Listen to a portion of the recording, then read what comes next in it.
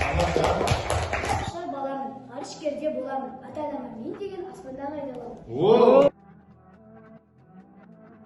Оқуда баламын, оқуда озат боламын, мектепке барамын, бар білімді аламын. Оқуда баламын, ұстазымдай боламын, жарыстарға қатысып жүлделі орын аламын. Тамаша.